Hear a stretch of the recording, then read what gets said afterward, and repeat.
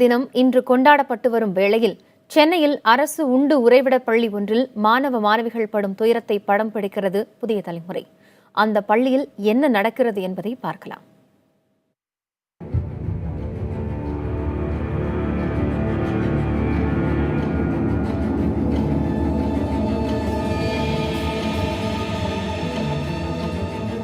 நீங்கள் பார்க்கும் இந்த பள்ளி சென்னை சைதாப்பேட்டையில் உள்ள அரசு உதவி பெறும் தேவி கருமாரியம்மன் உண்டு உறைவிட பள்ளி.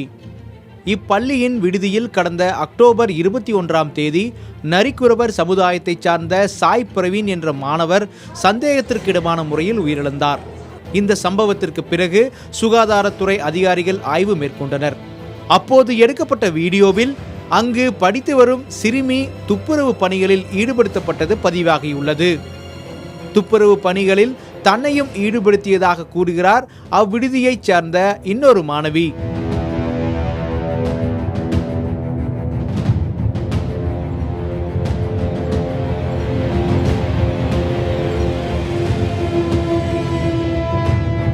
ஹாஸ்டல்ல வார்டனே இல்லை, ஒரு வார்டன் தான் இருக்கிறாங்க. அங்கே பாத்ரூம் க்ளீன் பண்ண ஆளே இல்லை. அதனால 4-5 பிள்ளைங்களை கூப்பிட்டு க்ளீன் பண்ண வச்சாங்க. க்ளீன் பண்ணனால எனக்கு கை ஃபுல்லாக புண்ணாயிடுச்சு. புண்ணாயிட்டு அப்புறம் ஆஸ்பத்திரியில் 2 வாரமாக இருந்தேன். எங்கள் அம்மா கூட அங்கே இருந்தாங்க. அதனால் ரொம்ப உடம்பு சரியாமல் போயிடுச்சு. ஆனாலும் திரும்ப அதே மாதிரி க்ளீன் பண்ணி விட்டுட்டே இருந்தாங்க. இல்லை பரவாயில்ல, கையில் ப்ளவுஸ் போட்டுட்டு அந்த மாதிரி கக்கு சூழலாம் கை விட்டு நிறையா அள்ள விட்டாங்க. அப்புறம் டைனிங் ஹாலில் அங்கேயும் நிறையா இருக்குது, அங்கேயும் க்ளீன் பண்ணோம் அப்படின்னு அங்கே க்ளீன் பண்ணி விட்டாங்க. அப்புறம் ஹாஸ்டலுக்கு பின்னாடி அங்கே நிறையா டாய்லெட் இருந்தனால அங்கேயும் போய் க்ளீன் பண்ண சொன்னாங்க.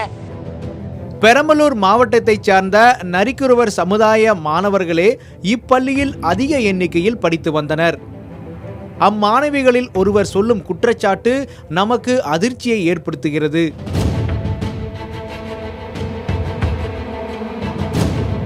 கடைக்கு கேட்காமல போனனால எனக்கு தொடையில் பிடிச்சி நறுக்குன்னு கிள்ளிட்டாங்க. நான் அழுதுகிட்டே இருக்கும்போது ஏன் அழுதேன்னு கேட்டாங்க அன்னபூர்ணி டீச்சர். என்னை சார் இப்படி கிள்ளிட்டாங்க அப்படின்னு சொன்னோன்னே அவங்க பாரு இல்லை அவர் சும்மா விளையாட்டுக்கு தான் கிள்ளியிருப்பாரு அப்படின்னு சொல்லிட்டு அமுச்சு விட்டுட்டாங்க. அப்புறம் மறாத நாள் கிளாஸ் போயிட்டு வந்தோடனே இவங்க டம்ளார் எங்க அப்படின்னு கேட்டாங்க. சார் எனக்கு தரலன்னு சொன்னோன்னே மார்பிளே அடிச்சிட்டாருன்னு.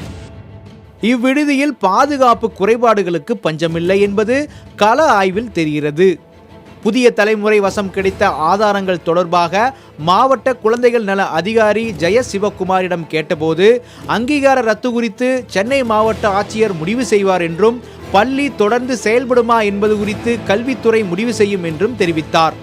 புதிய தலைமுறைக்காக பெரம்பலூர் செய்தியாளர் துரைசாமியுடன் மகாலிங்க பொன்னுசாமி.